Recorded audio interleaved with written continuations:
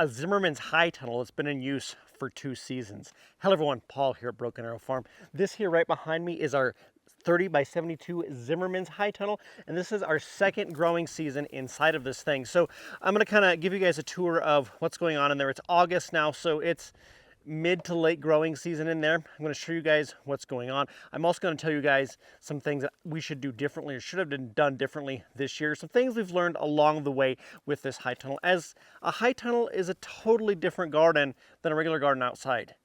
Still the same concepts, but it's just a different environment altogether. So just a quick overview of the high tunnel right here. It's the Gothic style, so it's got kind of a little point at the top right there. And the reason we went with that is because we live in Wyoming and it snows here. And if we get a heavy snow load, we want that snow to slide off. We don't want it to sit on top and then possibly collapse the structure. So something we learned the hard way is when you go to put on your end walls here, this is the south-facing wall. So the day we put up this plastic, it was probably 60, 70 degrees.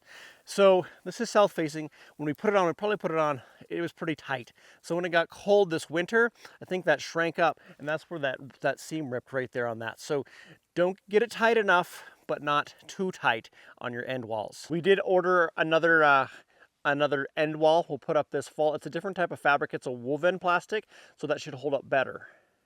So this has 6-foot sidewalls, and there's 5-foot spacings on here for your posts that are connected to your trusses. So the trusses and the posts are at 5 feet spacings. So we called up Zimmermans. My wife Bailey actually did pretty much all of that, talking to the owner there of Zimmermans, and kind of spec'd out his product for us and told us the different specs that he would recommend for our area, as there are a lot of high tunnels in this area that come from Zimmermans.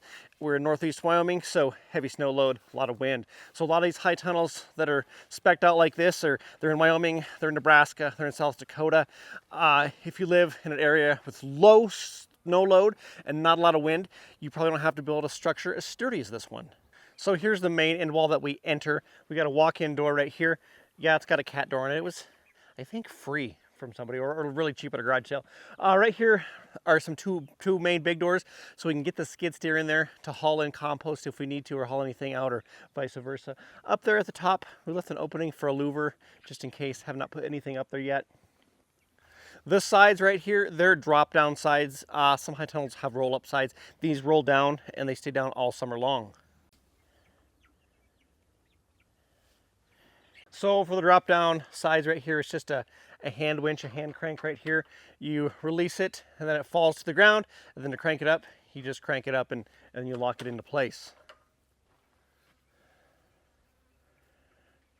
So the end walls didn't come with the kit. They gave us enough plastic for the end walls, other than the brackets up here that these boards are hooked onto. They gave us those brackets, and then we spec'd out the end walls ourselves. So we used treated lumber on all this for those, and then for the purlins over here, the hip boards and the ground boards down there, all treated lumber. Would recommend that. It's going to last longer. Since we're in Wyoming, we have a higher wind load and a higher snow load. They recommended going with what's called the W truss. So these trusses look like a W. You can do these that don't have any brackets on them, or you can do just a V. We opted to go with the W, so it's the strongest of the strongest. Basically, this structure that we spec'd out right here is the strongest one they make. In this high tunnel, we went with a drip irrigation system. So one thing we did is we ran a hydrant into the high tunnel. Before, we didn't have a hydrant here. So this was an existing garden, but there was water coming from a couple hundred yards away over at the cow corral. Very inconvenient, and with that, you couldn't water in here in the wintertime. So you had to haul water in here or just not water. Install this hydrant in here.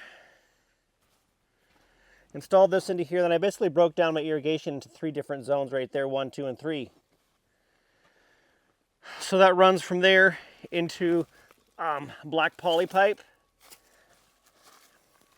And depending on what it's irrigating, it's either going to be a drip emitter, like that goes gallons per hour, or one that's got little drippers on it that are spaced out 6 to 8 inches. So right here is a drip emitter in here. There's another one right there. So if you look right there, you see some calcium buildup, some white crustiness on there.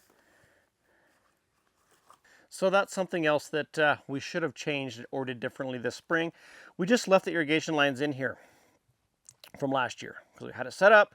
We had our rows where we wanted our rows. We're switching over to a no-till system, so we weren't going to till, so I just left the lines in. By doing so, I think some of these aren't working to full potential, as we have very hard water here. Our well's about 2,000 feet in depth, so very calcified, can become calcified water here. Coffee pots last about a year, then they're toasted, showered. Nozzles are clogging up all the time, so I can't imagine what it's doing to these little drip emitters here. It's probably not doing good things. Something else I did not do after last growing season was, like I just said, I didn't tear up the irrigation lines. I left them as they were.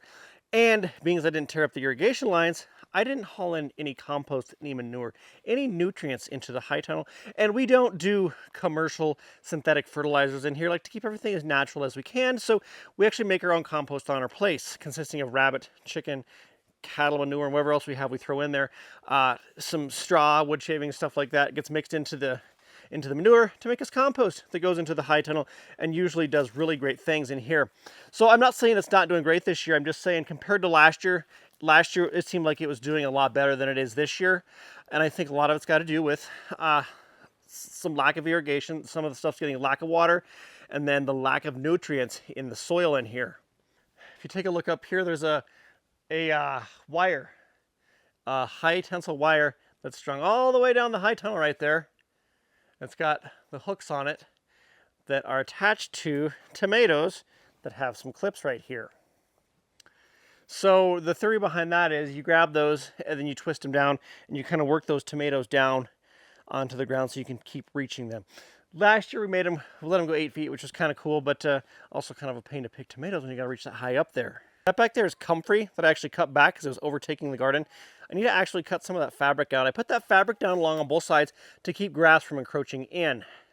What I need to do is cut that, open that up, let that comfrey take over to keep the grass out.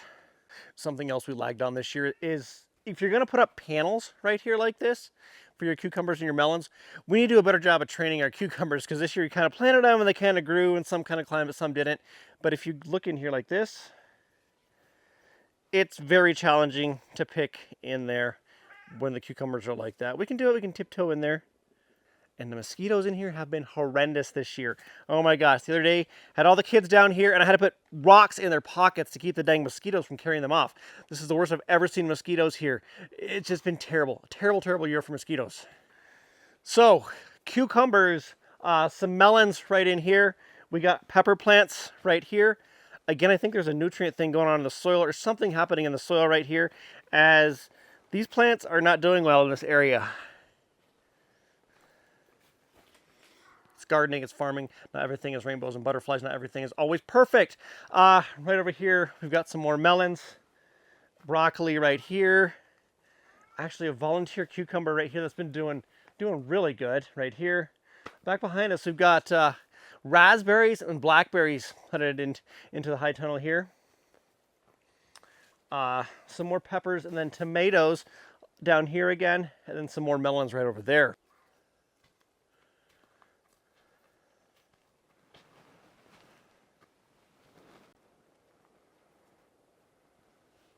So something else that we tried this spring was we put some wood shavings down. We put some mushroom inoculant in the high tunnel, and they actually had some fruit already. They weren't supposed to fruit till this fall, but what we did is we cleared out this path right here, put hardwood wood shavings down, and then some mushroom inoculant. By putting those wood shavings down right there like that, that not only helps with the weeds, reduces the weed pressure, but also gives us fresh mushrooms to eat. So if you like to eat mushrooms, might be something worth checking into. Celery, there's celery. Can't forget the celery. That needs harvested very soon. Something else non-traditionally we did here in the high tunnel, we planted some fruit trees in the high tunnel. This right here is a plum, actually. So where we live, we're going to have some very rough winters. By putting these fruit trees inside the high tunnel, we're hoping we can get them to live, which our fruit trees outside live, but they don't always make fruit. So here's a little test and a little try there. This one's, I think, first year in here, I believe. And look how good he's doing. He's got little plums on him. Asparagus, just crazy in the high tunnel. It needs split up and planted in some other places as well. This right here is a cherry tree right here, so it kind of died back from the top. This came back this year. I'm not sure what's going on with that. Over here, and the thing about growing these in the high tunnel is they're going to have to be topped, obviously. So this right here is a peach tree. Look how much growth it's put on this year. I mean, it's put on like 3-4 foot of growth. That's insane what this thing has done in here. It loves it. And this whole row is peaches actually. So there's a peach there, there's a peach right over here, and then keep coming this way. There is another peach right here, guys, and it looks like you're in like Colorado somewhere where they grow peaches actually. So check out that. Peaches on the peach tree. Something else I want to point out here is this shade cloth up above me right here. Since it is August, this shade cloth is keeping those direct rays from beating in here. It's 94 degrees outside. It's about 102 in here right now, so it's a little toasty, but it doesn't feel quite like 102 because of that. That shade cloth sure helps quite a bit. So we put the shade cloth on about middle of June, take it off about mid-September. We want to get this thing taken off before the snow hits, because the snow will sit on there and it'll just stick. It won't slide off like it's supposed to. We have sure been impressed with the Zimmermans high tunnel. It's stood up to some tests here, some wind, a little bit of snow load here and there, but the product is definitely everything they say it is. And no, I'm not getting paid to say that. This is actually a very great product right here. So if you're looking at a Zimmermans, tossing the idea around, I would definitely recommend it. I thank you for watching, and I'll see you next time.